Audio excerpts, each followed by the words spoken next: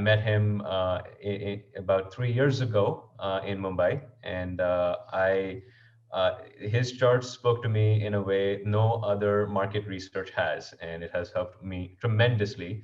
So I reached out to my friends at Mastertrust, who were very kind and very enthusiastic about this partnership. And I will let JC talk markets for the next hour or so. He has a tendency to talk a lot, so feel free to send in your questions in the chat. We're both here, and I'll let JC take it away from here. Thank you for that, Ayush, and everybody for being here. So for me, I'm doing this stuff anyway. I'm going through 5,000 charts a week. This is what I do. And some people are like, well, JC, how do you look through 5,000 charts a week?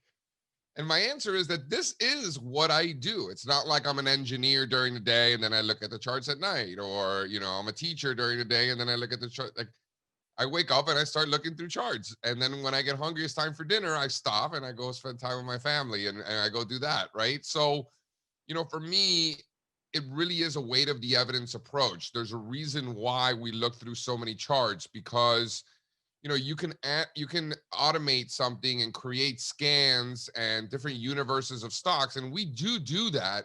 But that's the last thing we want to do, right? We want to first identify what type of market environment we're in, so that then we can create strategies and go get the tools that we need that can help us in that particular environment. What I find most people doing is that they're just creating their scans, and they're trying to use those scans in any market environment. That doesn't make any sense to me. We have different tools for different necessities. Like, you're not going to brush your teeth with a hammer, right? But when it's time to hang a mirror on the wall or a picture on the wall, you're not going to get your toothbrush. You're going to get that hammer and a nail, right? So we have different tools for different environments in real life. And in the market, it works the same way. So we're going to first identify what the market environment is currently, or what we think the market's going to be in the coming weeks, months, and quarters. And then we're going to go and identify what are the best tools and strategies to benefit from that particular market. It's going to be different depending on that answer. So I'm going to try to speak slowly. As my friend Ralph says, I don't speak English, I speak New York. Ralph Akampora, a good friend of mine, lived in New York for, I don't know, 30 something years. I lived in New York for 15 years. So sometimes I get a little excited, when it comes to the charts and stuff. So I'm going to share my screen. Let's see if we can get this to work. There we go. Let me just clean that up. How are we looking there, Ayush? Looking good, JC. I can see your Look screen. beautiful. All right. So, again, I'd just like to, thank everybody for being here. I've had nothing but amazing experiences every time I visited India. I can't wait for all of this pandemic to be over so we can go back and continue all the fun times that we've had there in the past. Bring the whole team out there, give live presentations in Delhi and in Mumbai, maybe Bangalore one day, who knows? So I'm very, very much looking forward to that in the future. So let's get going. I know some of you, maybe this is the first time that you see us. I just want to reiterate that nothing that we talk about here should be construed as any sort of solicitation to invest in any funds that we manage. This is strictly for informational purposes alone. So these are not buy or sell recommendations. So hopefully maybe you learned something and we could use this for educational purposes too. Maybe it'll spark an idea or two. That's the goal here. And if you have any questions, you can go to allstarcharts.com/terms. So this is the team here in India. We have globally around the world, I think, I don't know, last I checked, 21, 22 in Moscow, New Zealand, Canada, all over North America and the United States. And in India, we are incredibly fortunate to have Ayush, who you just heard from. And I know Rashmi is around here somewhere. I saw her poking around on the computer as well. Rashmi is relatively new to the team. We're very excited to have her. And now we get to enter 2021 with a new asset and a new advantage over other people that we have Rashmi helping us out. So welcome to the team, Rashmi, and everybody welcome to the presentation. All right. So we're going to talk about that top-down approach and really what that means. What's great about this is that today's conversation is about stocks in India, right? We're talking about Indian equities. But for example, on Monday, I was giving a presentation on US markets. And the thing is, when it comes to the top down approach, when it comes to the intermarket analysis, it's going to be the same whether the conversation is about Canadian stocks or Japanese stocks or Indian stocks. The intermarket analysis that we're going to do, the analysis of all of the international markets, that remains the same regardless of what topic and what country we're focused on, right? So this is the top-down approach, and then we're also going to use this as an agenda for today, so you guys can see what, in the same order that we do our analysis, we're going to do the presentation today. So you can use this as both a visual for what the top-down approach is, as well as an agenda for the presentation today. So the first thing that we're going to do, I mean, the goal here obviously is to get to Indian stocks. Which stocks do we want to buy? Do we even want to buy stocks, right? Usually we do, and we most certainly do today. But we're going to identify which stocks we want to buy by first identifying what the rest of the world looks like. So before we even get into stocks, we're going to look at all of the interest rate markets around the world, across the globe, the yield curves in all of these countries, both emerging and developed markets. We're going to look at all of the commodities, and not just gold and silver and natural gas and crude oil, but Jita and Malaysian palm oil futures and everything in between. If there's a futures contract, it's on our list. And what is it that we're doing? We're trying to identify primary trends. There's information in what the price of copper is doing, what the price of gold is doing, what interest rates are doing, what the yield curve is doing. Even if you're not trading those assets, I mean, we do trade currencies and commodities in, bond markets, of course. Even if you don't trade those markets and you're only in the stock market, there's information in those other asset classes, interest rates, commodities, Forex markets. There's information there that we're going to get into now that we can then use to implement in the stock market, particularly from a risk aversion versus risk appetite sort of question that you might have.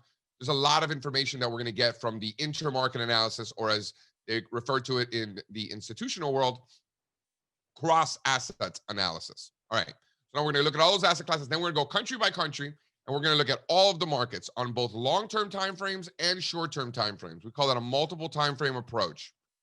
We're going to look at every single stock market in the world: North America, South America, Africa, Europe, Asia, India, you name it. It's on our list. Emerging markets and developed markets, 2 charts for each country, long-term and short-term. We look at all of the countries, both priced in local currency and priced in US dollars, to get both perspectives. And again, what are we doing? We're looking for primary trends. Are more of them going up, or are more of them going down? Are more countries breaking out of basis to new highs, or are more countries, or fewer countries breaking out to new highs, and we're seeing deterioration in market breadth? What's going on around the world? That's really, really important. Currently, we're seeing more and more countries breaking out. Japan, 29-year highs. United States making new highs, India making new highs. So we're seeing more and more countries participating, for example. All right. Once we've already identified that, then we're going to come into the country in question, right? Today's presentation is about Indian stocks. So we're going to come into the Indian stock market with all of that information that we just gathered into context. So we're going to look at all of the Nifty indexes, the Nifty 100, Nifty 50, Nifty 500. We're going to look at all of those major market indexes: small caps, mid caps, large caps. And then we're going to get to the sectors. And we're going to identify which are the better sectors and which are the weaker sectors. Nifty IT has been a leader. We've been seeing rotation into Nifty Bank and the Nifty Financial Services, pharma, right? But then we have some long-term laggards that may be turning up, like media and Nifty Auto, and some of the areas that have been underperforming that could be making a turn. So we're going to go sector by sector. And again, what are we doing? We're identifying the direction of the primary trends. Are more sectors going up? Are more sectors going down? Which ones are going up faster? Which ones are having a hard time keeping up? And then understanding which stocks are within each of those sectors, right? What are the components of those sectors? And it's very, very important, because sometimes you can get confused and be like, oh, I didn't realize that stock was in that sector. I thought that stock was in another sector. That happens quite often, not just in India, but in America. When people are like, oh yeah, Google and Facebook and Amazon, those are technology stocks. And it's like, no, they're not. They're communications and consumer discretionary. And, there's similar sort of misconceptions in every country, right? All right. And then ultimately, we're going to dive into the stocks themselves. And we're going to be buying these stocks that provide the best risk versus reward opportunity to express a given thesis in the market. And that thesis is going to be developed using that top-down approach.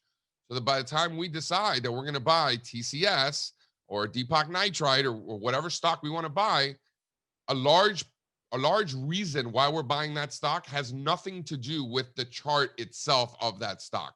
It's about the other 5,000 charts that we looked at that point us to IT, Nifty, and then ultimately TCS, for example. All right. So that's the top-down approach. Okay. So the first thing we're going to do is we're going to look at the FIC. So this is fixed income, commodities, and currencies. We don't want to spend too much time on it. We do internally, of course, but for today's presentation, let's go over a couple of the more important points so that we can then move on to the stocks. Copper, this is a base metal that is evidence of global growth. If you look at a chart of copper long term and you overlay a chart of emerging markets long term, they're going to look exactly the same. Literally, they trade tick for tick with one another. Not to mention, when you look at copper and you divide it by gold, the copper-gold ratio looks exactly like U.S. interest rates. So again, a lot of information from this one chart. So whether you're going to trade copper or not is less important, but the information we're getting from copper is what's important here. Now, we also trade copper. Copper's making new 7-year highs, and it's a great trade, right? But I want to reiterate, even if you were not trading copper, this in and of itself is great information for emerging markets, pointing to higher interest rates and what's been going on with copper doing so well.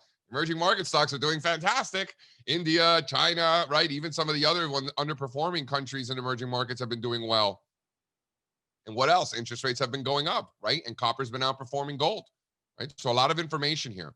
Speaking of gold, this has been an underperformer. It's been a huge outperformer, one of the best trades, gold and silver, one of the best trade ideas we had the entire year, from early on in the year until our targets were hit, I believe, in August.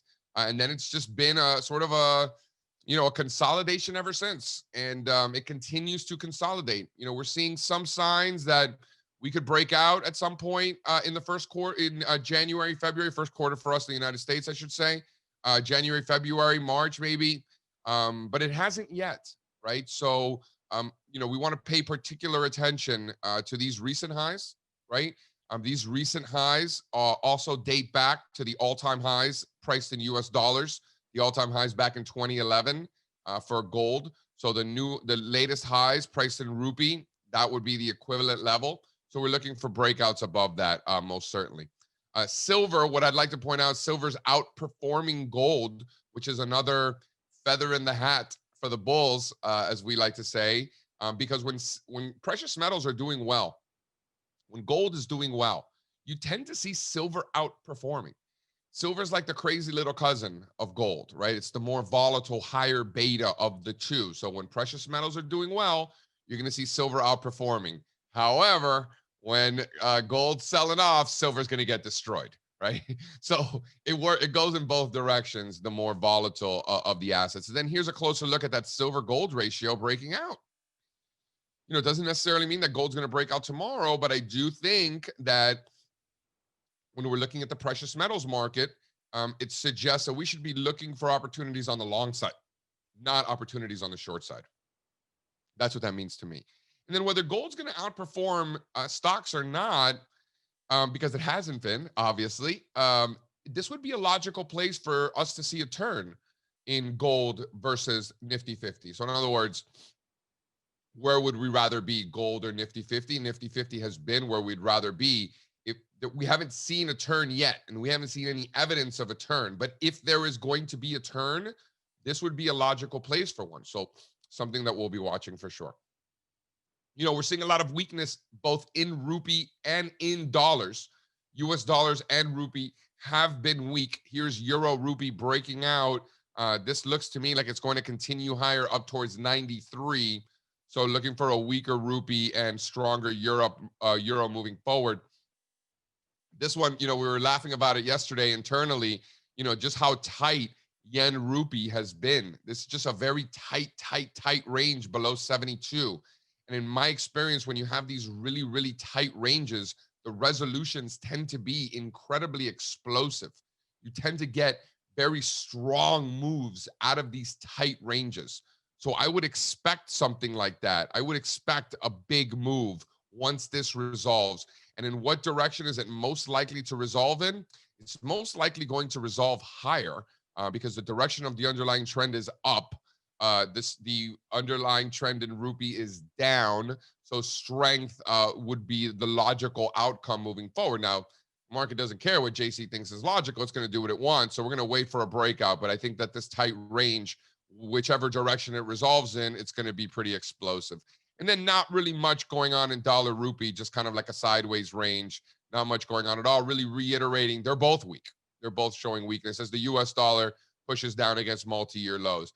And another thing I'd like to add about precious metals is, if you would have asked me and I would have given you 100 of my smartest friends, and you would have asked all of us, what gold would we be doing if the dollar did what it did? And you showed me what the dollar did, I would have been like, oh my God, gold would have been ripping. And all my friends would have told you the same thing. And it's not. So if gold can't do well in an environment that dollar's getting slammed, when is it ever going to do well? So that while the silver outperforming gold is a feather in the hat for the bulls, I would say that the dollar weakness and gold not being able to do well in that environment, to me, says maybe we might need to wait a little bit longer for that gold breakout. And then stocks are doing well with a weaker dollar, right? And this chart shows that. The weaker dollar, you're getting strength internationally, outperformance in emerging markets, base metal, that whole complex is doing well. And the weaker dollar, I think, helps that. And then finally, on the interest rate side, there's not much going on. Ayush and I were talking yesterday. It's like, Ayush, should we throw in the 3 years? Should we throw in, the 1 year? And he's like, JC, they all look the same. They've all flatlined, right? And he's right. They all do look the same. There's really not much going on here. I would argue that the bigger trend around the world is higher rates. So if I'm going to, you ask me, well, JC, are these going to break out higher or lower? Are rates going to go higher or lower? My argument, the higher probability outcome is higher rates, not lower ones. But to Ayush's point, we've basically flatlined here. All right, so now let's look at some of the we looked at the FIC. Now let's look at some of these intermarket relationships, some of the cross asset relationships around the globe, and focus in on stocks, right? Which is the topic here that we're going to be most concerned with. All right, so the S&P 500 in the United States is one of the most important indexes, right, in the world. This is the S&P 500 on a weekly basis, showing a 40-week exponential moving average, which is just a nice, easy trend-following system. When a market's above that 40-week exponential moving average, we probably want to own it. If it's closing below it, we probably don't want to own it. This is an old school, just very traditional trend-following system. It's not going to get you out at the top. It's not going to get you in at the bottom, but it'll make sure that you're getting the chunks and you're getting the majority of it. And this isn't like a holy grail indicator, but maybe it inspires you to maybe use this as a starting point and build your own trend following system, right? Many people have. So it's very simple. Stocks have been going up, gold and bonds have not, right? I remember thinking to myself in the summer and talking about it in a presentation, being like, well, S&P 500, gold, and bonds are all making new highs. So something's got to give. And one of these has to, or one or two of these has to turn. Sure enough, it was bonds and gold that turned, started making lower lows, lower highs as stocks continued higher. So that's the environment that we're in. Stocks are in an uptrend. The NASDAQ 100, which is the strongest index on planet Earth, which includes many technology stocks, has been doing very, very well. So that's an uptrend. Great. So stocks are in an uptrend, not just in America, not just in India, but around the world. Japan's making 29-year highs, as we'll see now. Germany's making new all-time highs. So stocks all over the globe are doing well. Korea, Taiwan.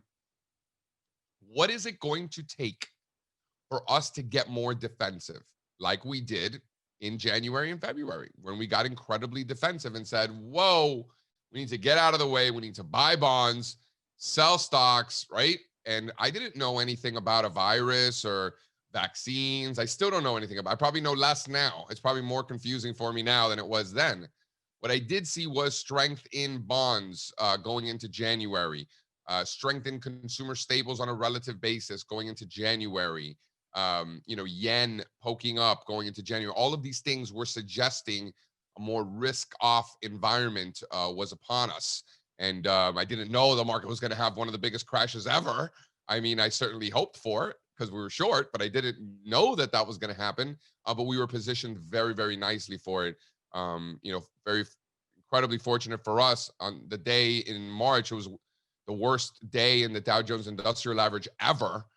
We were quoted in the Wall Street Journal that day as having the best day in the history of our firm. So just, a lot of people around the world, unfortunately, have struggled in this environment. I know a lot of people out of work. And then our firm was really built to take advantage of this environment and this situation. So we're very lucky.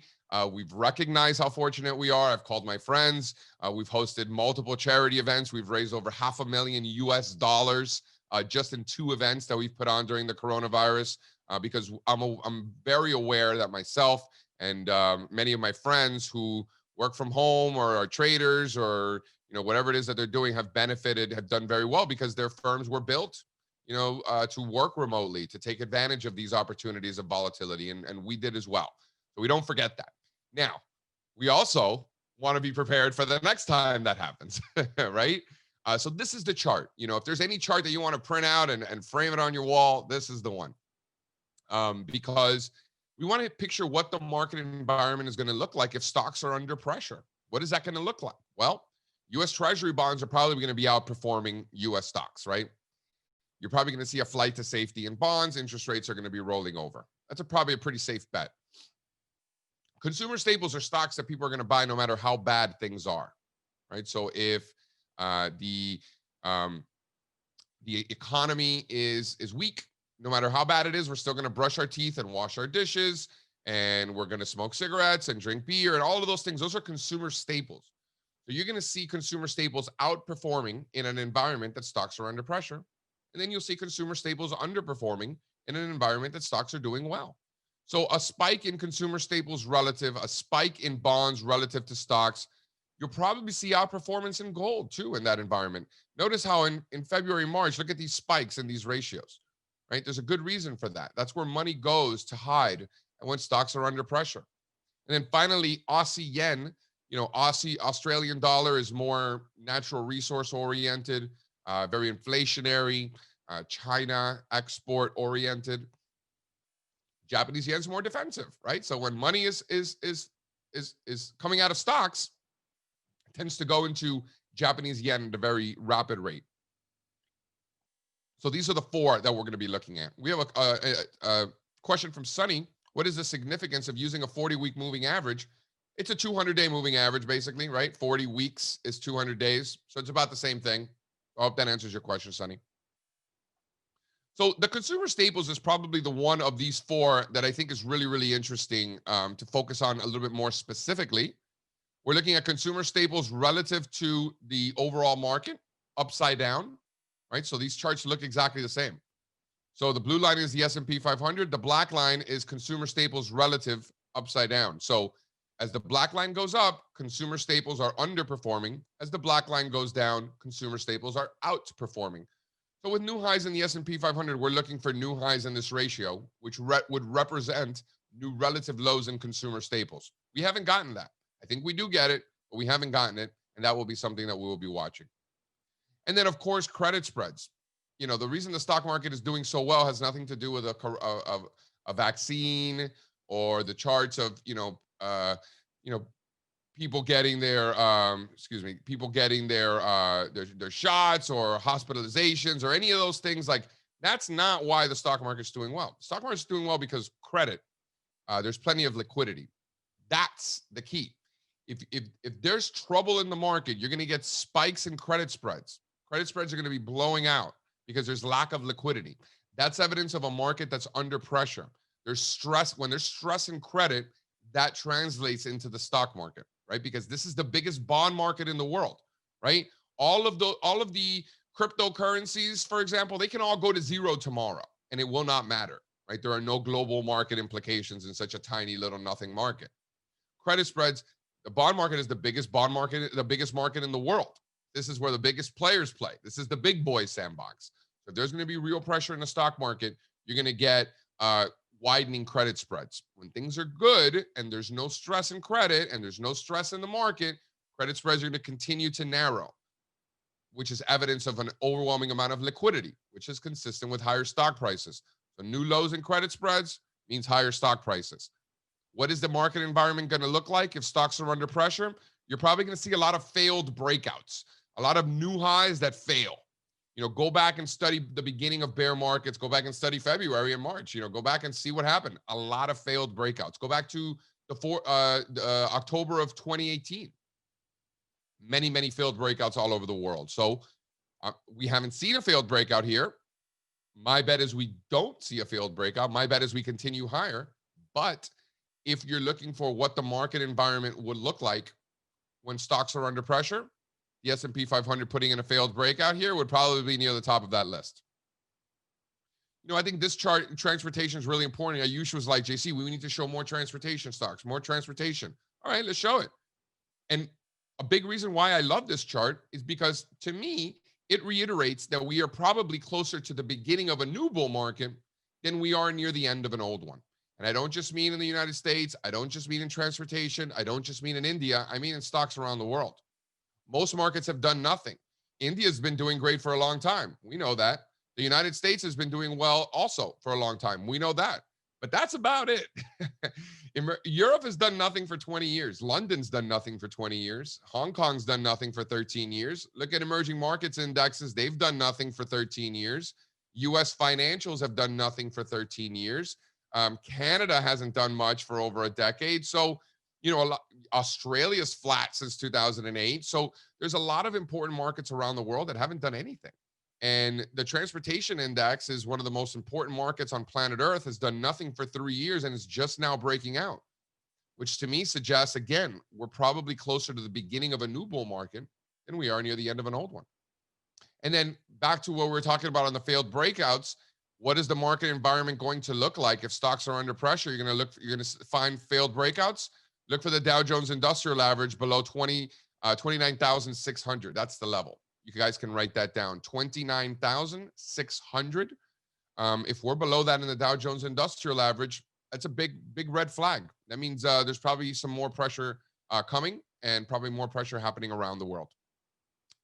So let's look at some big picture data points worth mentioning. The Global 100 Index. This is a synchronized global rally. This isn't an India thing. This isn't a US thing. This is a stocks thing. Stocks globally as the Global 100 Index continues to make new highs. And then here's that emerging markets chart that I was describing before that's done nothing for 13 years. This is China, Taiwan, South Korea, India. These are the most important markets in the world, making no progress for 13 years. And people tell me we're in a bubble. I'm like, bubble? Are you looking at your charts upside down? Or maybe with your eyes closed? Perhaps. I'm seeing the exact opposite of a bubble. I'm seeing a market that's done nothing for decades in many cases. The opposite of a bubble. We're just getting warmed up. This party hasn't even gotten started yet, right?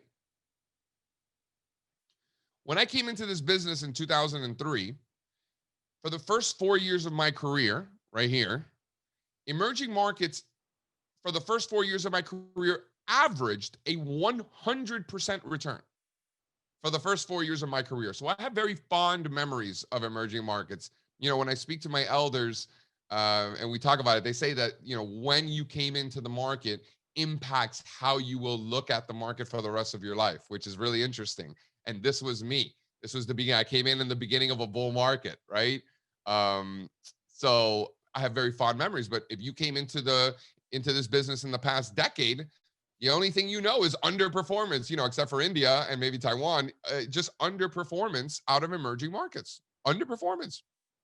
But if emerging markets were ever going to start to outperform, this would be a perfectly logical place for it to do so, because this is where it started in 2003. And by the way, there was no evidence of that outperformance this summer, or for us, our summer, June, July. We were saying, well, no evidence of a bottom yet, But if we're going to get a bottom, this would be a logical place for it to occur. And sure enough, the last 6 months, we've seen emerging markets outperforming. It's amazing how supply and demand works. So here what we did is we took the most important stocks in the Nifty, the top 10 largest weightings, which represents almost half the entire index, and equally weighted it. So these are the stocks that are going to be driving Nifty. And we're breaking out to new all-time highs.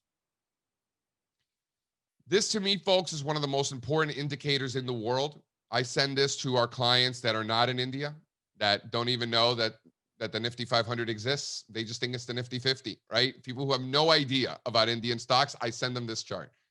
Because from a risk on, risk off, risk appetite versus risk aversion sort of perspective, small caps versus large caps in India have been a terrific indicator.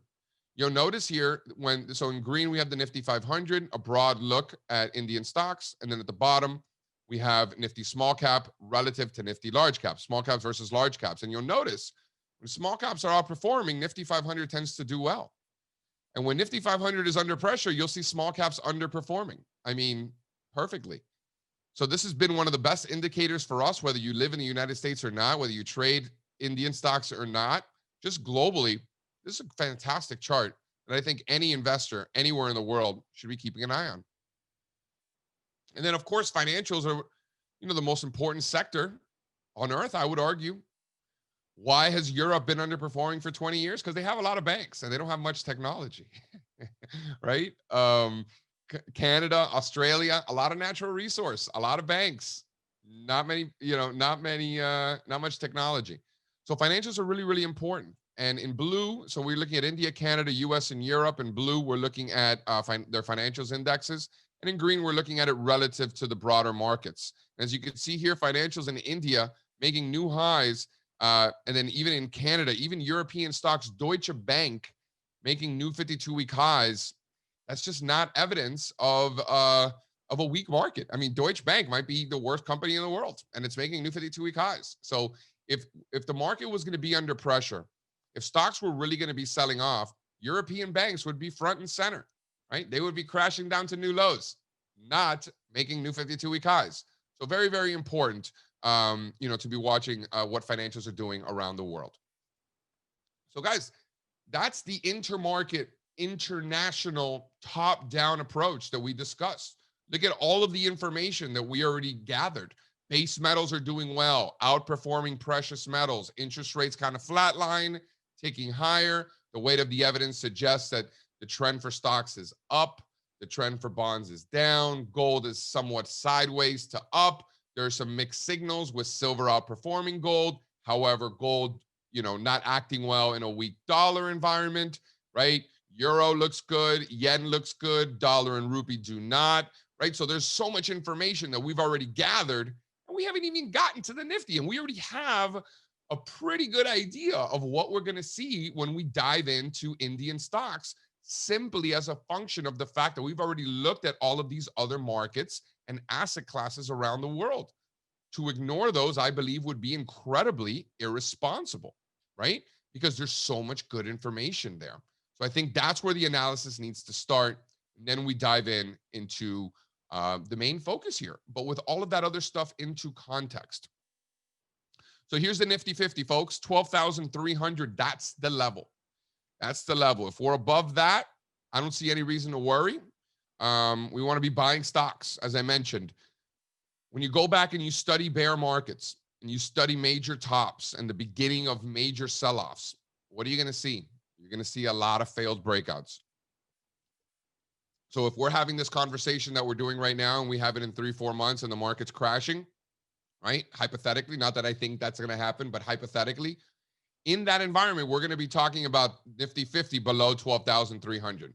It was a failed breakout. That's what we'll be saying. You're like, oh, look at that failed breakout. Classic, right? That's what we'll be saying. I don't think that's what's going to happen, but it's important for us to visualize what the environment will look like in that particular situation. And it'll be Nifty 50 below 12,300. The fact that we're above that, I think, is evidence of strength. And if we look closely, if you want to give it a little more room, that 12,150 is probably the key level. That was the resistance in earlier last year. And then we had noticed the failed breakout earlier this year, and then the crash, right? Again, classic. So 12,100 from a shorter term perspective, I think is a key level. All right, so I know I was being asked, Varun asking me about Nifty mid caps. I think we retest those highs. We're kind of in the middle of that range between 18,500 and 21,800. We're pretty much right in the middle of that range. I think 18,500 is support for now. I think that's where the buyers step in. And I think there's resistance at those former highs from early 2018 in mid caps. And I think that that's where we're going. Small caps are nowhere near those former highs, which I think is interesting. I think that suggests that there's still more upside left in small caps, and you'll see mid caps making all-time highs before small caps. So if Nifty mid caps are not making new all-time highs, chances are small caps are probably under pressure. So look for Nifty mid caps to break out to new all-time highs, and then small caps to catch up. So from a small caps, we like them long if we're above 6,500. Below that, I think there's a little bit of trouble. Next target is 7,850 for Nifty small caps. Then here we're looking at a ratio of mid caps to small caps. So not much going on here, kind of a sideways situation, kind of like a dollar rupee. They're both weak. So there's just kind of like in a sideways range. In this case, they're both strong. So they're kind of in a sideways range. So it's not so much one over the other. It's more so these over large caps, right? Which is consistent with higher stock prices in India and around the world for that matter. Now let's talk about some of the sectors that are outperforming, that are making new all-time highs. Nifty IT, of course. This has been the leader there for some time now. Notice how we've already broken out, and this is important to recognize because we're going to look at some other charts that have yet to break out. In some cases are nowhere near the former highs. Notice how we broke out of these, 6 months ago, just to show you the sheer strength in IT, stronger than any other sector in the world, not just in India, just quite obvious. Continues to make new highs. I think Nifty IT heads up towards 26,000. That's the next target. And just remember the components that are in there. Obviously TCS and Infosys. Understand when we look at these sectors, what's inside of them, what's driving this higher. Keep that in the back of your mind, because that's how we then identify what stocks to buy. It's like, oh yeah, I love that sector, and the fourth largest component is XYZ, and the risk reward there is so much better than the other ones, right? That's that top-down approach that we talk about. Now, on a relative basis, IT has been underperforming over the short term as some other sectors have been catching up, which is perfectly normal. If IT is going to take over again and start to outperform, this would be a perfectly logical place. And it's interesting because we're looking for technology in the US to start to outperform now too. So incorporating not just what we're seeing here, but what we're seeing in other countries in technology, and the rotation there also helps. Nifty Financial Services making new all-time highs. This is another good example of failed breakouts. If we are, first of all, notice how financials made new highs in January and then completely failed and collapsed. Another great example of the beginning of crashes, the beginning of bear markets. You get a lot of failed breakouts. Where here we are again, back to the scene of the crime. And 13,700 is the level there. If Nifty Financial Services are above that, I think we're fine. Below that, I think there's some trouble. There's some warning flags. That's how I look at that. And 17,400 is the next upside objective. I must say the outperformance of financials recently is very, very impressive. Very impressive, because notice how you were looking at financials relative to the Nifty 100, financials on a relative basis, breaking down from this decade-long uptrend. This is scary. And we said they need to recover or else. And sure enough, they recovered. That's very impressive. Not to mention, the way I learned it was that from failed moves come fast moves in the opposite direction. And just like we talked about in bear markets, how you tend to see failed breakouts and then the crash, in bull markets, you tend to see failed breakdowns and then the ripper. And I think that's what's happening here. And if Nifty Financial Services are doing well, how are the rest of the stocks doing? How are stocks around the world doing? I'd argue they're probably doing pretty well.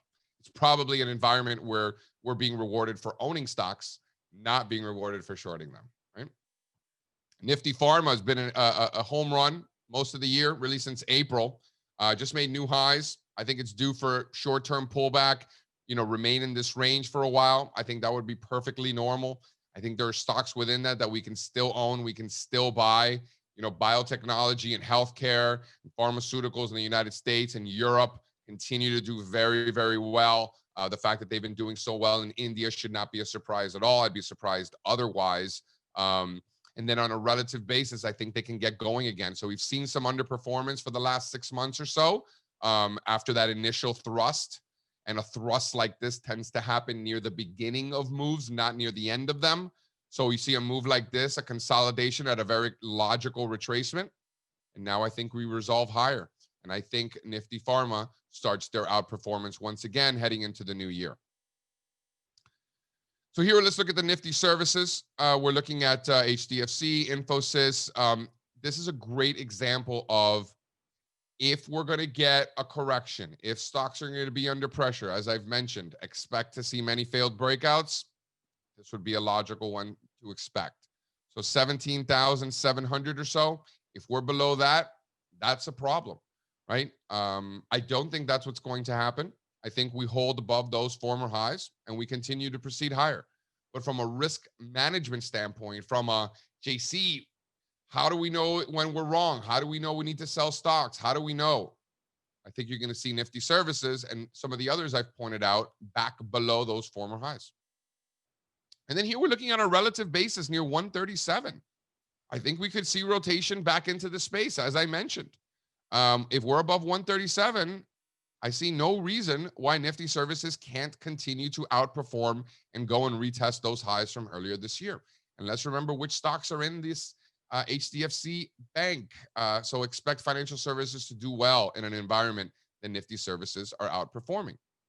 Let's look at some of the all-time highs. Fast-moving consumer goods breaking out of a major base. This is going to be a theme that I'm going to be repeating several times over for the rest of the presentation. See if somebody out there can count how many times I say breaking out of a multi-year base. The way I learned it was that the bigger the base, the higher in space. Long periods of consolidation, digestion creates frustration.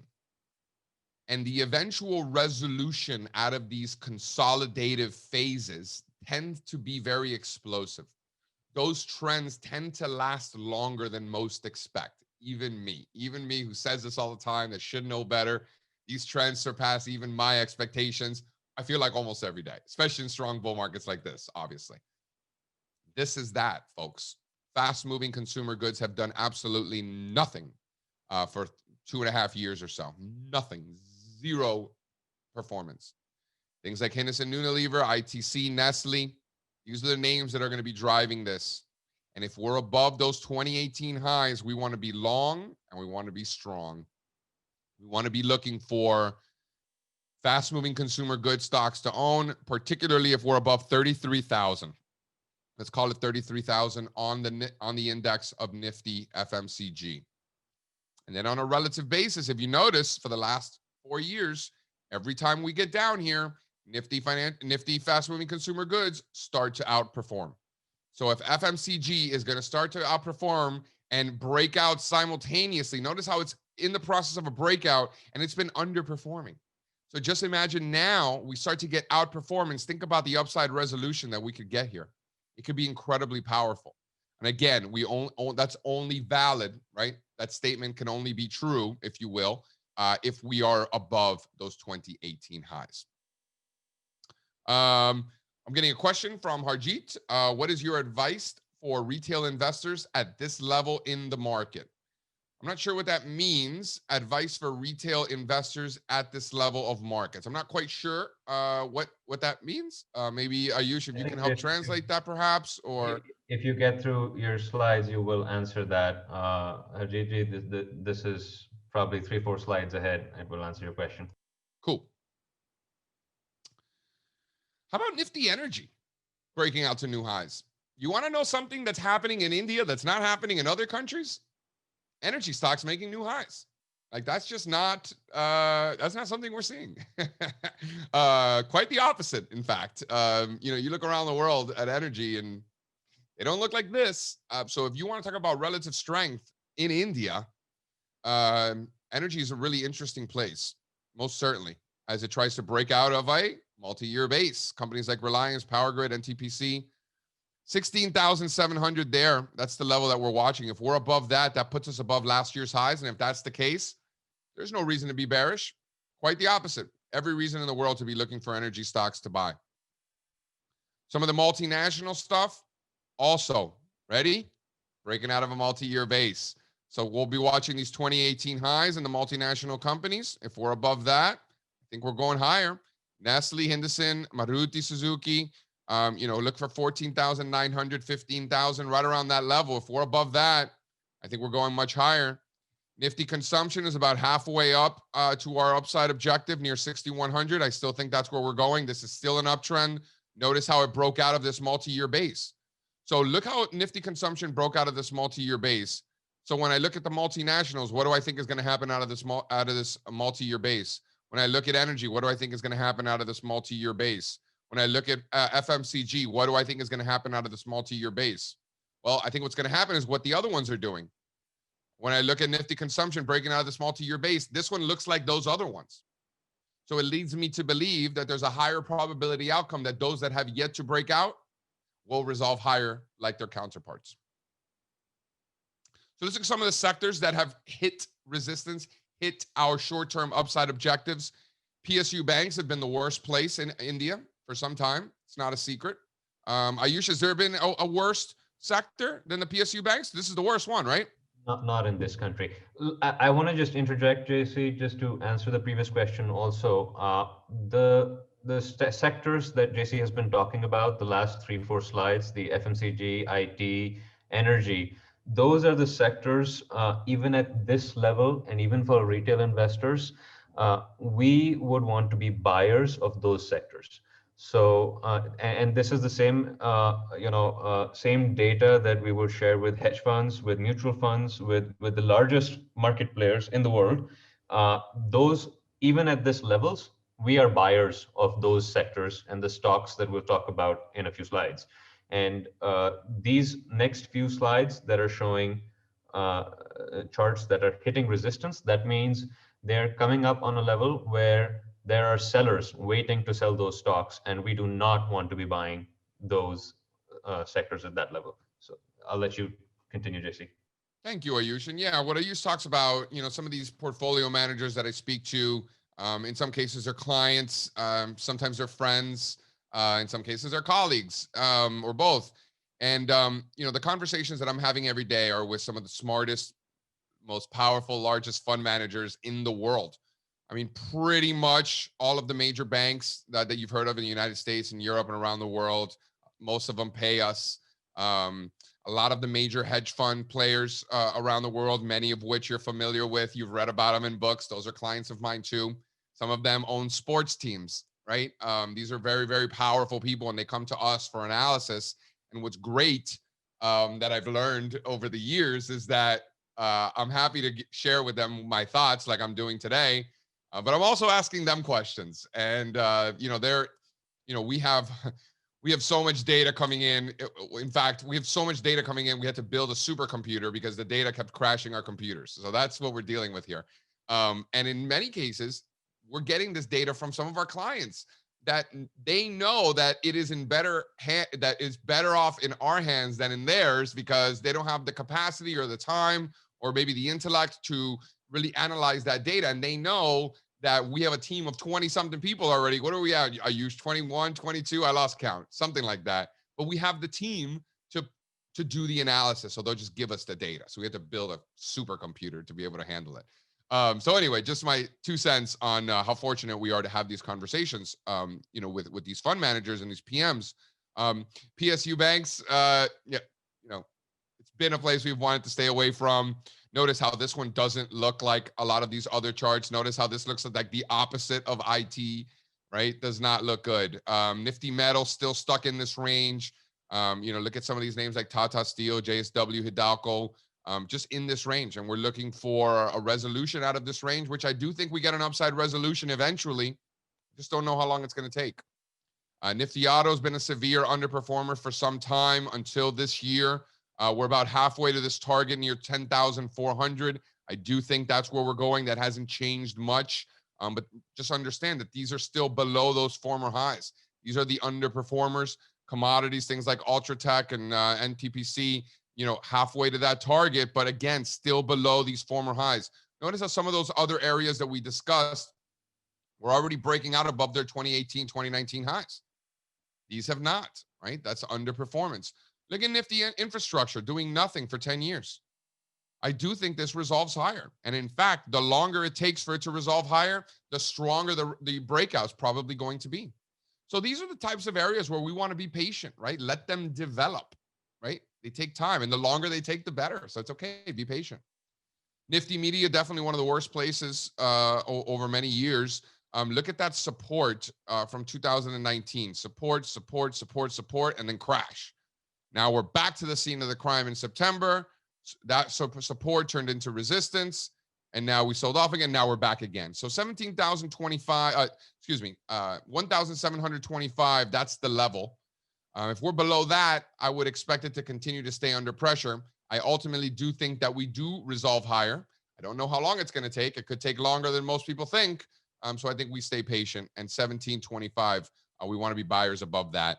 Nifty Realty has had a nice recovery, however, still below the highs from earlier this year. And I think that there'll be some pressure when we get up there. Things like DLF, Goodrich, Phoenix Mills. So let's talk about some of the current stocks that are in focus. We put out a report on fast-moving consumer goods last week. So rather than going through those again, I encourage you to go check that out. Email Ayush. He'll send you the link on the site. We also did a deep dive in pharma last week. I encourage you to check that out as well. Rather than just going over all of that stuff, just hand that over to you. And then not to mention what we discussed earlier, that money's been going into IT. I think it's quite obvious. I think we're all aware of that. But let's go and analyze exactly what's going on in that sector. So these three posts, I encourage you to check them out from the last couple of weeks on the blog. All right. So let's look at some individual stocks that we want to be participating in from the long side. Here we're looking at Bajaj Finance, or as the intellectuals like to say, finance. Bajaj Finance. If we're above those 2000 highs, I think we need to be long. I don't see really any reason not to be. That's the level. Good risk versus reward.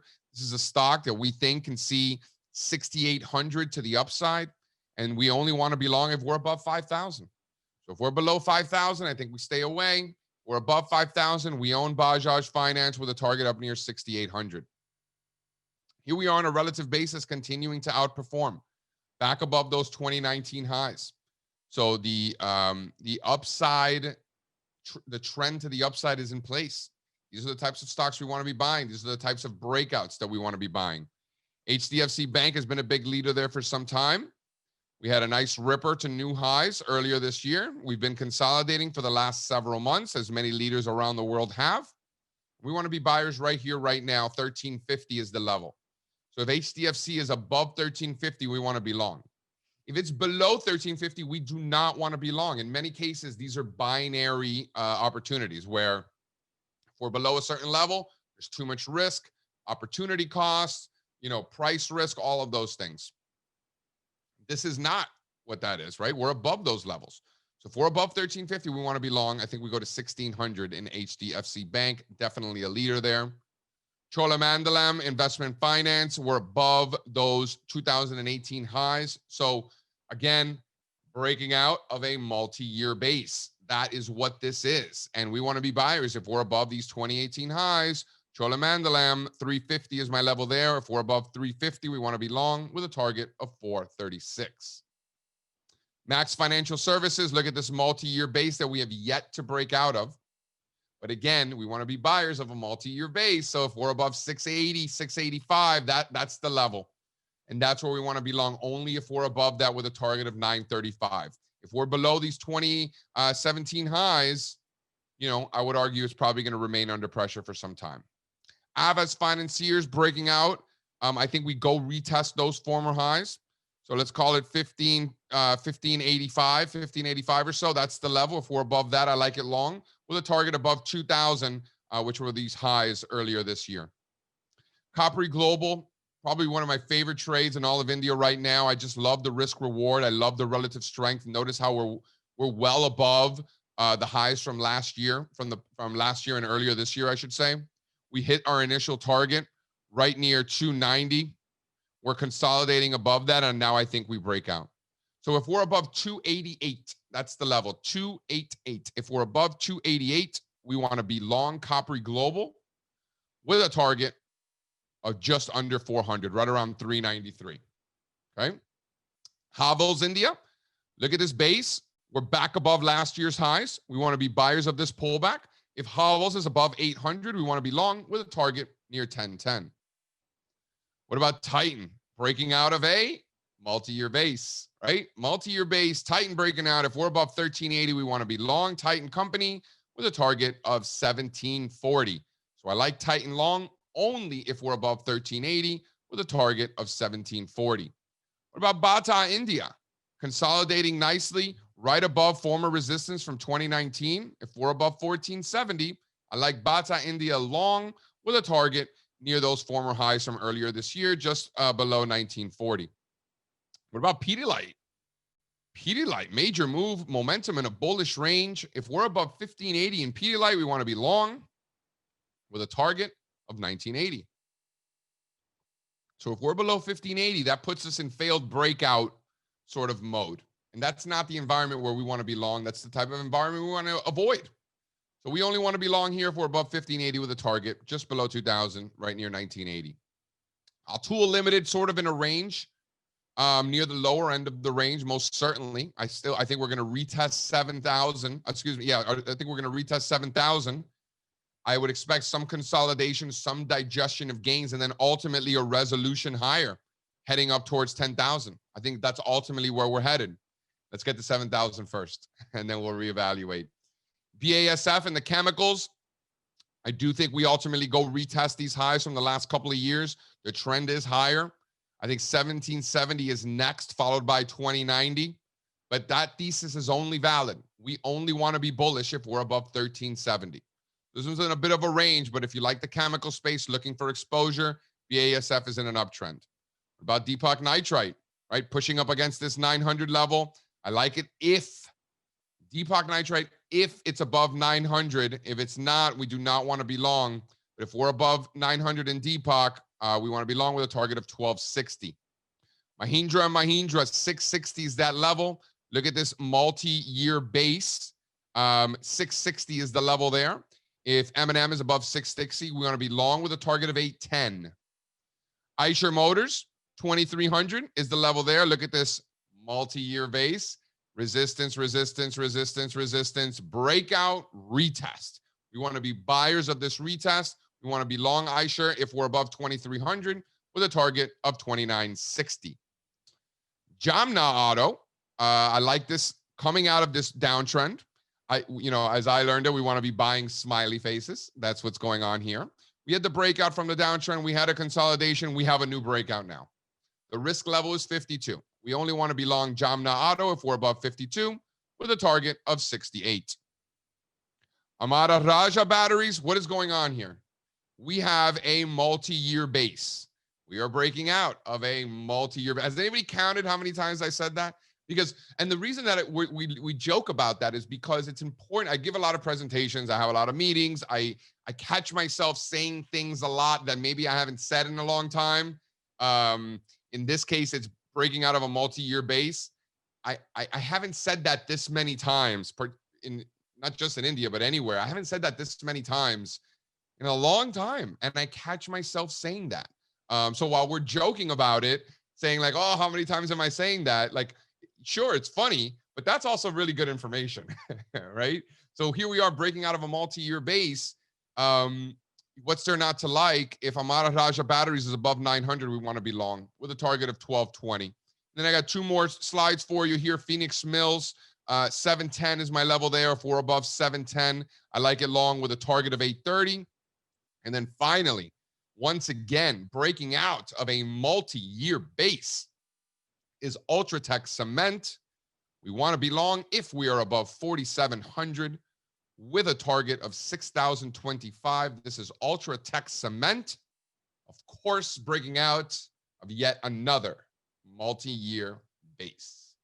So those are the stocks I like, and I hope sort of you guys understand how all of that fits within the context of all of that global macro top down analysis that we did before we even got into the Indian market, right? It all fits in.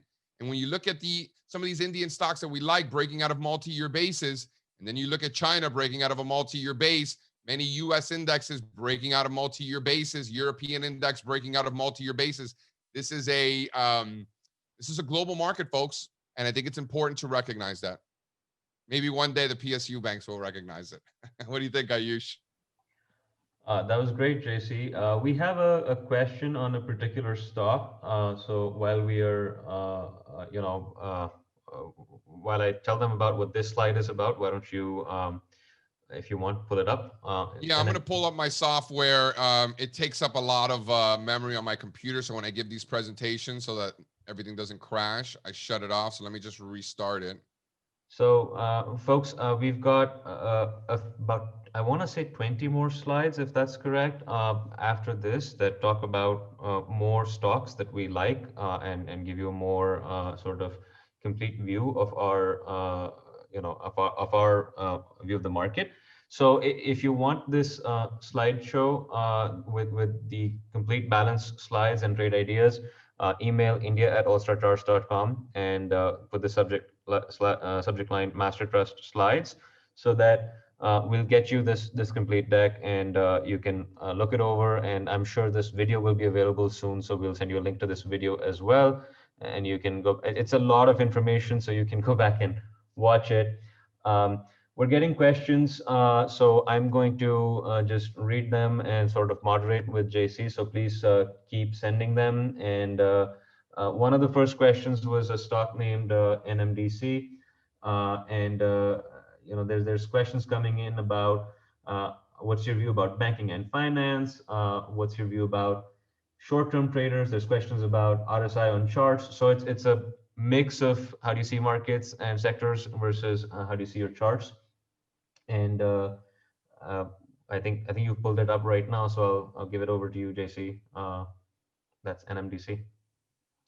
So this is NMDC. I mean, how many charts did we look at that were breaking out of multi-year basis to new highs, right? This is not that, right? This is a severe underperformer. We're looking to own strength. This is the opposite of strength. This is weakness. Notice how it's, we've just gone nowhere. Stocks like this, it's important to recognize stocks like this didn't get the memo that we're in a raging bull market. And if stock didn't get the memo that we're in a raging bull market, there's probably a good reason for that, right? So we want to focus on the stocks that are participating in this bull market, not the ones that are ignoring it. So I hope that makes sense to you. This is a long-term downtrend. This is probably one of the worst stocks in the world. There's in life, you get what you pay for, right? So there's an old saying that I don't know who made this up, but it's a lie, that you want to buy low and sell high. Like, that's the dumbest thing I've ever heard in my life. That is just not the way markets work. We want to buy high and sell higher, right? That's the way markets work. Markets trend. If something's down, there's a reason why it's down, right? So that's how I look at something like this. Like, all these other stocks are doing so great. Why are we going to buy one that's not, right? That doesn't make any sense to me. So that's how I approach the marketplace. You want to look We at call these value traps. yeah, these are value traps, right? That's exactly right. And value traps are probably not not a place that we want to be trapped in, right? Yeah, JC, what do you think? Is Nifty overvalued? I'm not a value guy, right? Like, for me, like, earnings and valuation, to me, like, that's just a distraction. Like, price is so perfect. Price is never going to be revised. They're not estimates, like analyst estimates. Like, they're not. Price is the only truth. Price is the only fact. So for me, why would you dilute something as beautiful and factual as price with something as trivial as an earnings estimate? It's like putting orange juice in your champagne. Like, why would you do that? So that's how I look at valuation. So are we overvalued? I'm sure there's some Yahoo out there who hasn't been buying stocks and has been shorting them, who I'm sure would argue that stocks are overvalued. to justify his lack of participation, and we find humor in that sort of thing. How's that, Um, Ayush? Was that a sarcastic enough question answer for you? Yeah, I think the question begged for that. So, here's a good question for you, JC.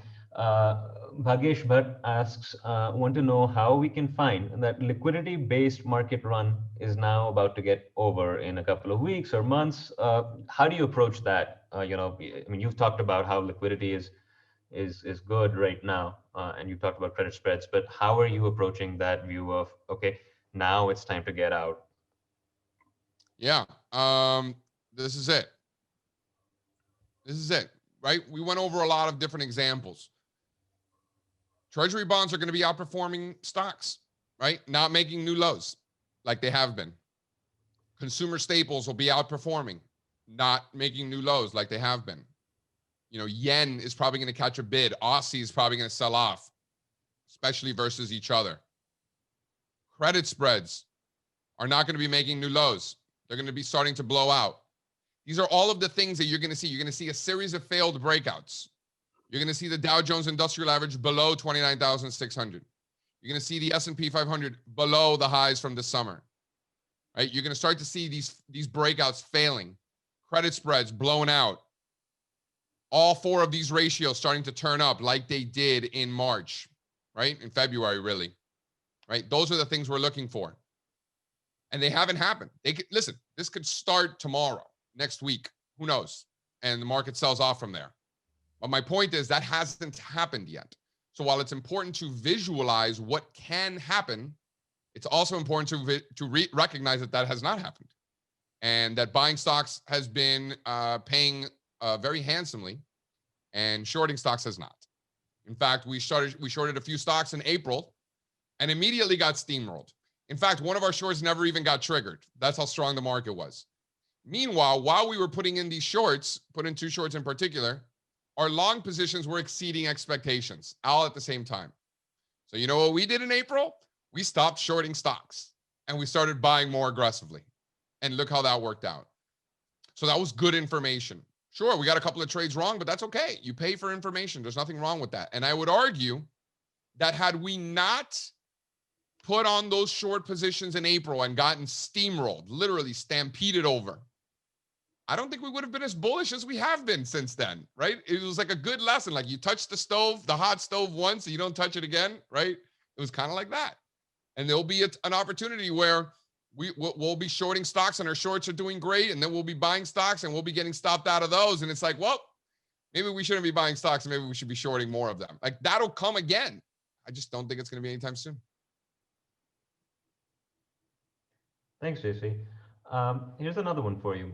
During Christmas and New Year, with foreign investors, and for India, foreign investors are, well, your friends in New York and Singapore. But if I start selling the stocks, or is it going to be continuing the buying? I mean, how do you see the sort of Christmas, New Year season coming up? How do you see stocks at that time? Well, I mean, it's the best time of the year, right? When you look seasonally, going back to the 1920s, the best 3-month period of the year starts on November the 1st and goes through the end of January. That's the best 3-month period of the year. And check my calendar. We're pretty much right in the middle of that, right? Here in late December. So we're right in the sweet spot of that. We have something called the Santa Claus Rally that represents the final 5 days of the year and the first 2 of the following year. So it's 7-day period where the market tends to do incredibly well. It's averaged since 1928, actually 1.7% return just during that period, compared to a 0.2% return on average for all other random 7-day periods throughout the year. So just a tremendous sweet spot of that 7-day period within the sweet spot of the 3-month period. So like that would be tomorrow. Actually, tomorrow starts the best time of the best time. So it doesn't mean that we're just going to buy blindly and buy aggressively. We're going to keep doing what we're doing, which has been buying stocks responsibly. But if the market, we call that the Santa Claus rally, by the way. So if Santa Claus should fail to call, the bears will come to Broad and Wall, is the old saying.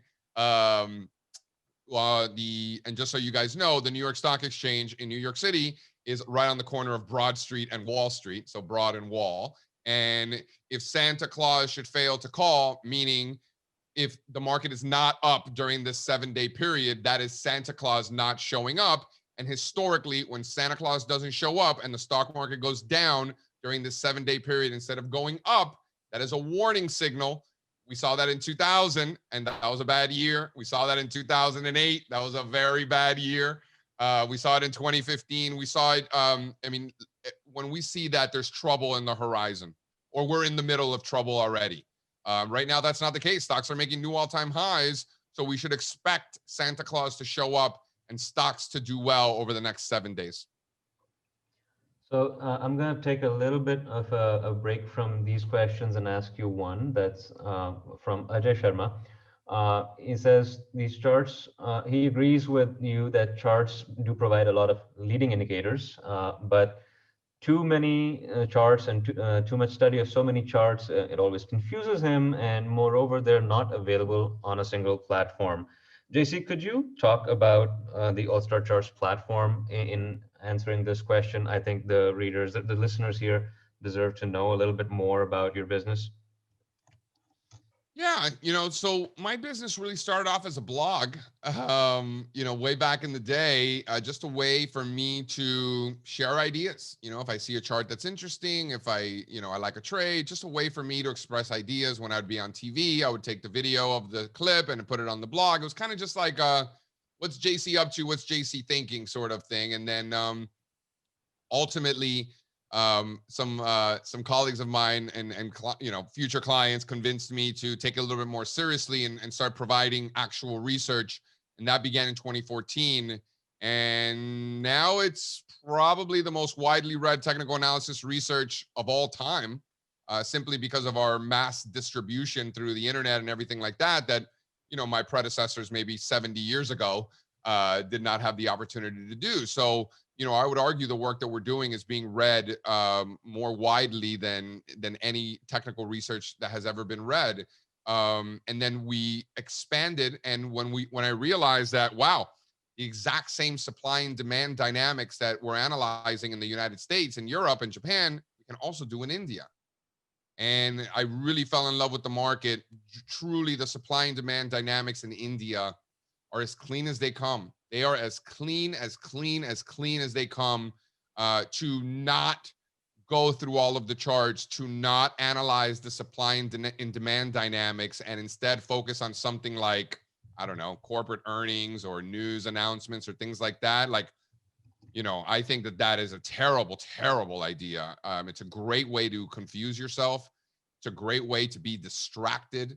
It's a great way to miss the giant elephant walking right past you because you're ignoring price in favor of something arbitrary, like gossip around the CEO or earnings or anything like that. Like, that's not what drives prices. What drives prices is an overwhelming amount of demand relative to supply for those stocks, not the company. So by not looking through all of those charts, I think you're doing yourself as an investor an incredible disservice.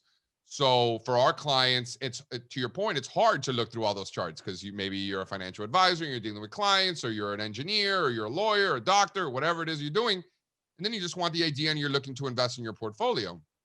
Well, that's where we come in, because we provide all of that analysis. We have our chart books where our clients can access and look through all of those charts. Take your time, take as long as you'd like. You don't have JC talking fast over you.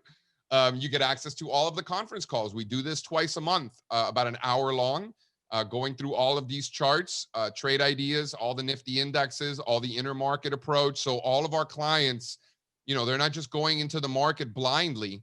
They're going in confident that they have a team of analysts with them. They're not going at it alone. We're in this together, navigating this market every day, every week, every month, every quarter, every year together. And I think our clients feel, well, I know because they tell me, they feel much more comfortable knowing that they have a team with them, looking out for them, giving them a heads up. Hey, if this happens, maybe we should get a little more defensive. Or, hey, if this happens, we should be more aggressive. I think we provide a lot of value there for sure. And then not to mention that we're always available. Myself, Rashmi, Ayush, any questions you have, whether it's about the market, a chart, something I said that you didn't understand, or something you heard somewhere else that you'd like some color on from us, we're always available. So that will be at where we why don't we send everybody to get the slides if that's something that you're interested in? I write Ayush, India at allstarcharts.com, get the slides, and we'll be in contact from there. Yes, absolutely. I'm responding to that question here too, and uh, yeah. So JC, I've got another question from Sunny. Actually, it's actually three questions, and it's in two parts. The first part is funny. He's asking if you look at fundamental analysis at all to take positional trades. And his second question, he's asking about RSI and how you use that and how you identify stocks and overbought and oversold conditions. Yeah. So do I use fundamental analysis? No. I think it's a big distraction. There's a lot of reasons that I don't. The information is very flawed in many cases. If you know any auditors, any accountants that have come out of school and do auditing, they'll tell you what a disaster that entire auditing process is. And these kids coming out of school don't know anything about the industries that they're auditing. So it's really hilarious to me that analysts would take that information and actually make decisions on the market with that information. Like, that sounds terrible. It's garbage in, garbage out. Like, that information is, most of it is wrong. So if that's the information you're using to make decisions, like, good luck. If you're looking at government data to make decisions, like, wow.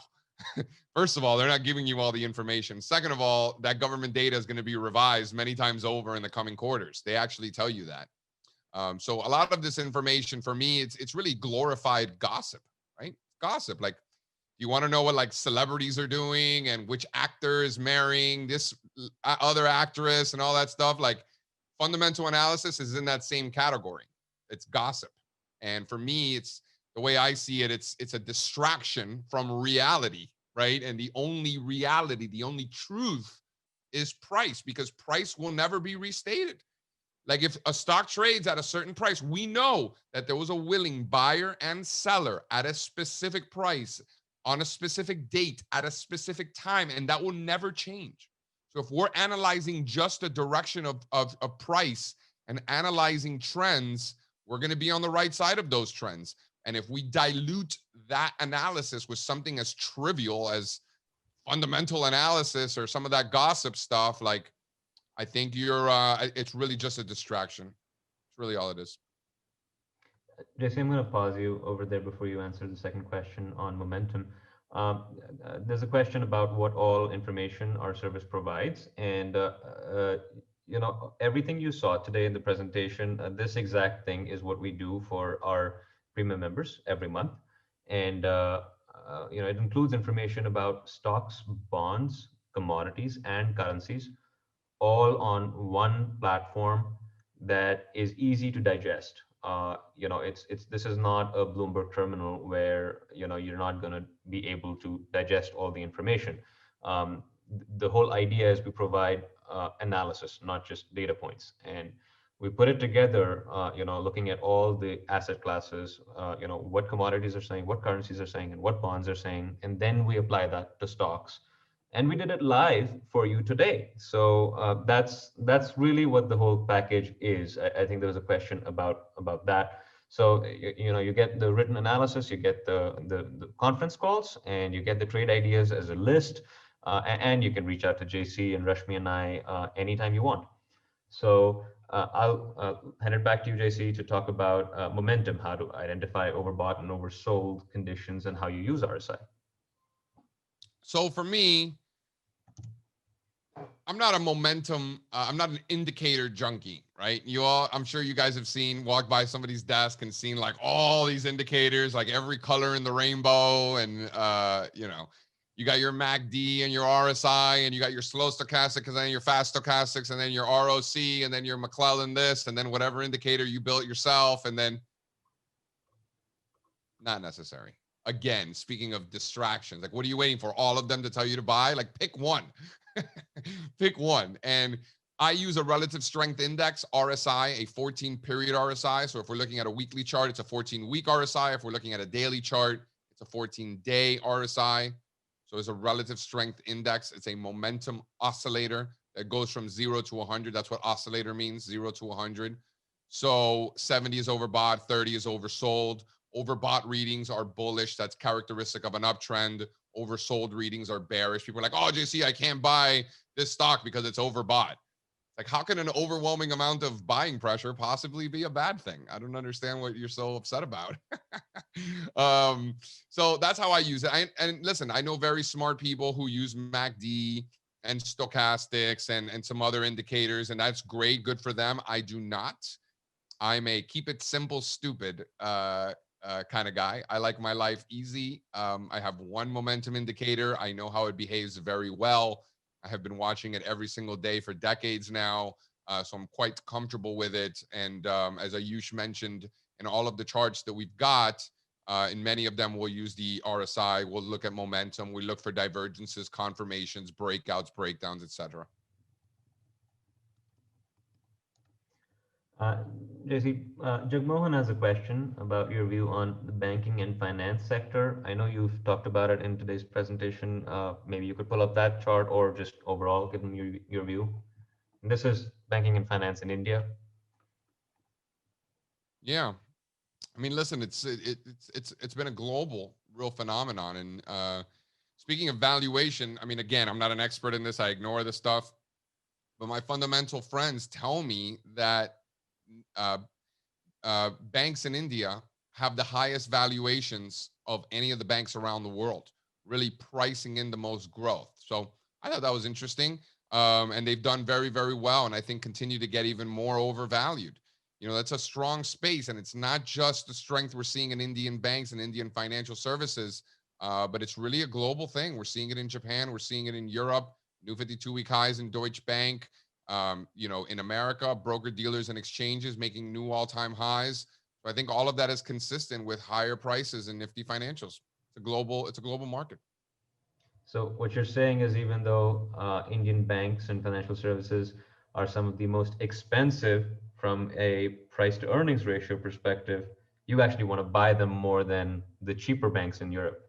Yeah, quote unquote, you know, expensive. You get what you pay for in life. You know, I don't know who's that person who made up that lie about buying low and selling high. That's the dumbest thing I ever heard in my life. That's not how markets work. You could short stocks low and short and cover them lower. You could do that, but to buy low and sell high, we need to be doing the opposite. We need to be buying high and selling higher. All right. So, what's your advice to short-term traders? I've got two questions about this. And this is word for word. This is one, and the other is how do you identify stocks for quick 5 to 10% gains?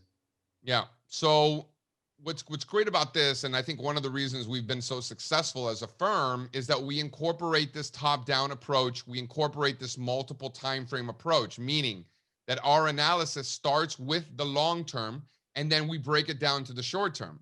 So it's great. That's just as a function of the analysis that we do.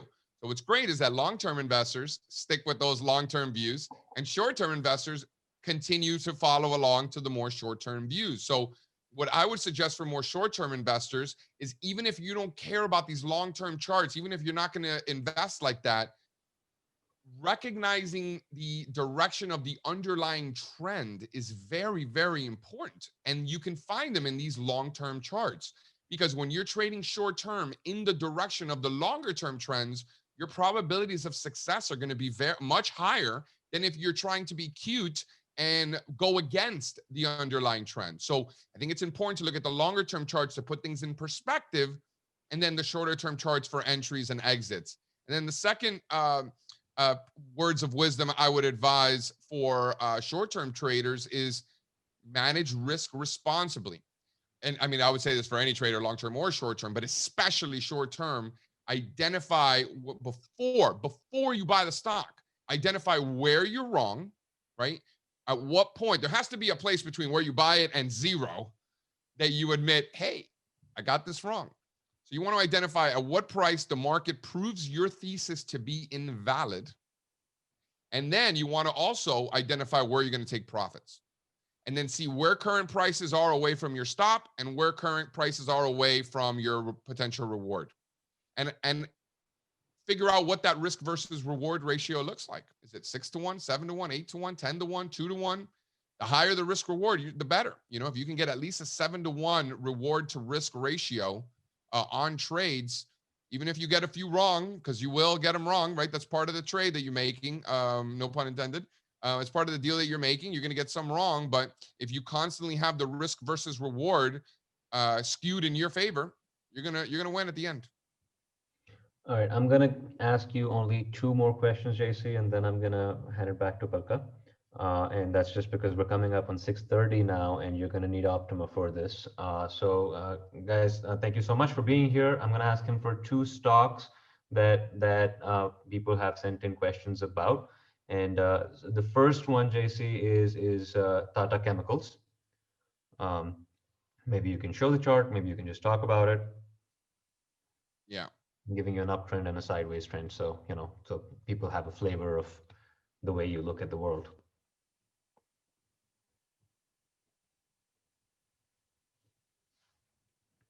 But and while you're pulling that up, I just want to thank everybody for taking the time. It is just before Christmas here, and we've been talking for about 90 minutes now, and there's so much good participation. We cannot get to all the questions, and we cannot answer all the individual stocks here. But yeah, email us, and we can send you back a chart or two, and you have our email right up on the screen. So that's, we're just going to give you a demo of two of them here right now. Tata Chemical, and which was the other one? The other one is L&T, Larson and Toubro. L&T is the.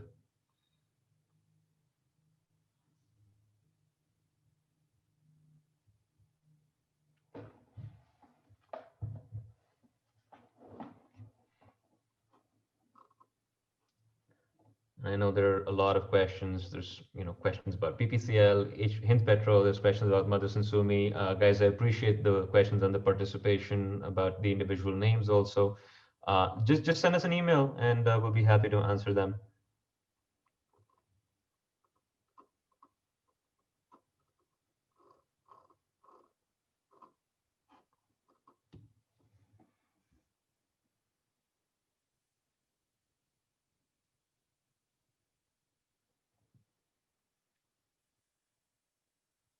All right, so here we're looking at Tata Chemicals.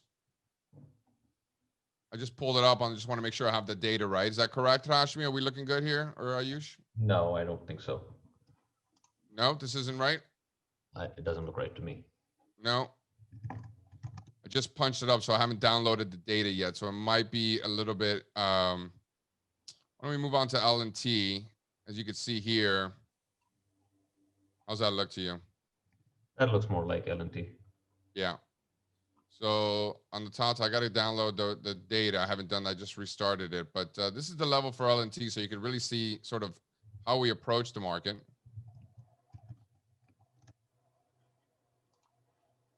Right? So this is former resistance.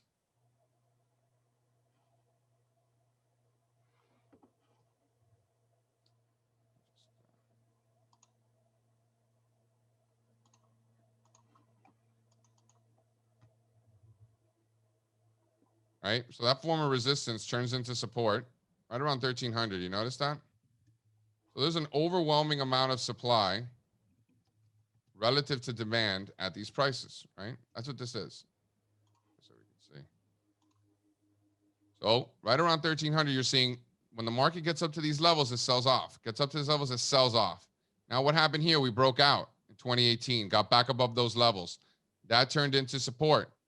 Former resistance turns into support, support, support again. And then what happened here? We broke down, right? So there's a lot of market memory at these levels.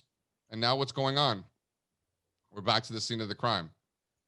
So unless we're above these 2015 highs, I don't think there's any reason to be long. But if we're above these 2015 highs, that's where the battleground has been. That's the level. And that's the signal. If we're above that, because remember, resistance, resistance, breakout, support, support, support, breakdown. Now we're back to that level. So much market memory. happy times, bad times, right? There's a lot of market memory. There's a lot of supply and demand churning taking place at this price. So the resolution up or down, like I said, in many cases is pretty binary. In this case, if we're above that 1300, if we're above those 2015 highs, we want to be long LNT.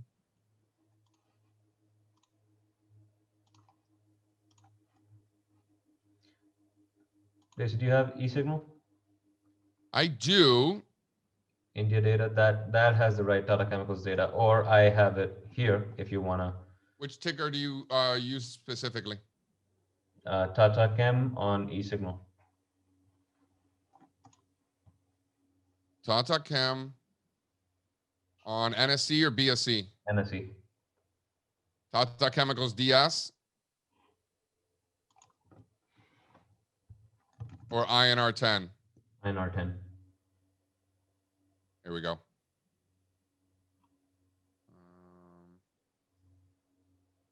Sorry guys, I had the software put away because it just downloads all this data from like all these exchanges all over the world, and it slows down the computer.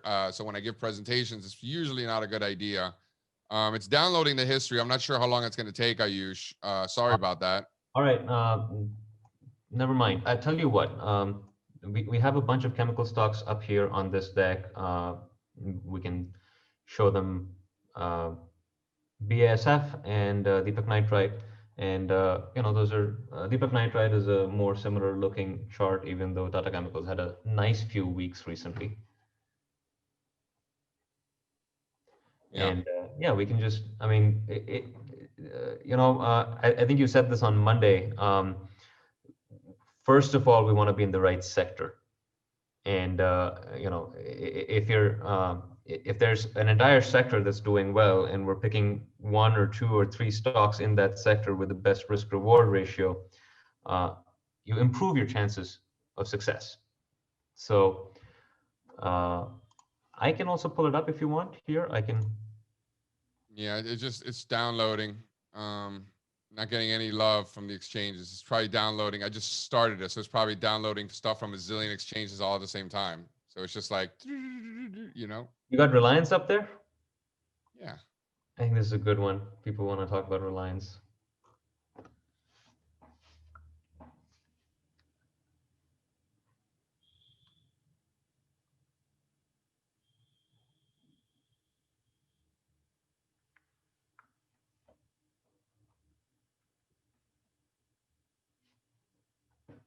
How's that look? Yeah, that's the right chart.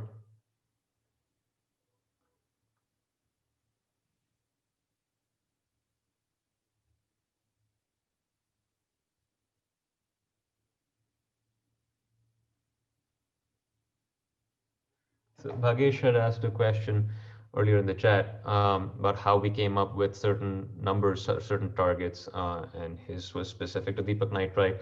And this, what JC did here, is the Fibonacci extension, and I've sent you the link for this on our website on how we get there. But this exactly, Bhagesh, is how we calculate some of our price targets. All right, so look at this big base. How many? What do we talk about these big bases and explosive resolution out of these bases? Look at what we're seeing here, right? Yep. Major breakout. The bigger the base, the higher in space, as they say. And these levels keep coming into play. They continue to come into play. They continue to come into play. If you guys recall, Ayush, this is when I was in Mumbai giving a presentation right here. Right here. This is November. This is already in December. So, yep, late November. That was our target. We're selling Reliance. And people are like, JC, why are you selling Reliance? It's making all-time highs. It's like, well, it hit our upside target. So now it's not our problem anymore. Now it's somebody else's problem. And then it crashed from there. So we were very happy about that. And then it just hit our next target near 23.75. So now we wait. And we want to be buyers of a breakout above 23.75 with a target of 36.33. But that's going to take some time. I don't know how long it's going to take, but it's going to take some time. And we'll be buyers of that breakout like we have been the others. Yeah, it was a Fibonacci day in November when you told me that we were sellers of Reliance. That's right. It was International Fibonacci Day, November the 23rd. Good memory, Ayush. Yep, I remember. It was funny because it was just making all-time highs, and I was sitting next to you, and you said, "I'm selling," and I looked at you funny, and then this happened. Yeah. One for the good, guys. Yep. Yep. Hey, thanks so much, JC. You got it. I think we can call it a close from here if you want to say anything. Yeah, thank you so much, Ayush and JC, for joining in today. It was very insightful. Of course, all the market talk, and of course, bits and pieces about the product as well. So all in the audience, you guys can note this email down, all the queries, and in case you need the slides deck, we will also be sending the slides deck and a copy of the recording for today's webinar to the people who registered for the webinar today. So you should have that in your inbox soon as well. But thank you so much for joining us today. It was very fruitful, and hope to talk to you again soon, JC and Ayush. Yes, definitely. Thank you for having me. Thank you so much. Thanks. Thank you, Boka. Thank you, everybody.